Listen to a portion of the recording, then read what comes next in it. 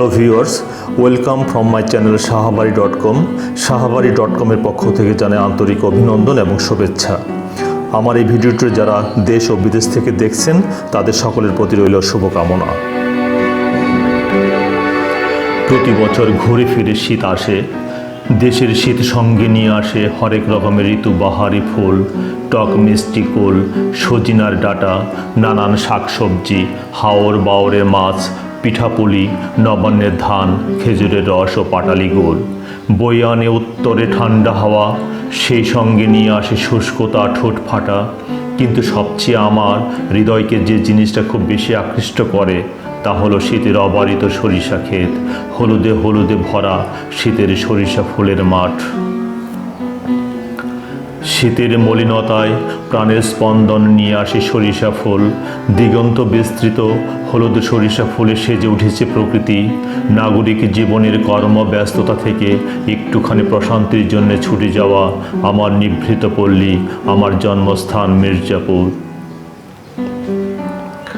যতদূর চোখ যায় যেন হলুদ আর হলুদ, দিগন্তের মাঝে পাখনা মেলে মনটা যেন ছুটে চলে ওই আকাশে।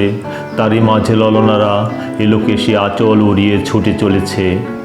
পরন্ত বিকেলের সূর্যালোকে সুমিষ্ট বাতাসে সরিষা ফুল হেলে দুলে ওই পথ দিয়ে ছুটে চলা কোনো পল্লী বধূকে ডাকছে। আর সরিষা ফুল খোপায় লাগিয়ে নীল আকাশের নিচে মনের জানালা খুলে সরিষা ফুলের অপরূপ সৌন্দর্য উপভোগ করছে। আর মৌমাছিরা ফুলের সুগন্ধে গুনগুনিয়ে গান শুনিয়ে যাচ্ছে। কবির ভাষায় একই অপরূপ রূপে মা তোমায় হে রেণুপল্লী জননী, ফুলে ও ফসলে কাদামাটি জলে ঝলমল করে লাবণী।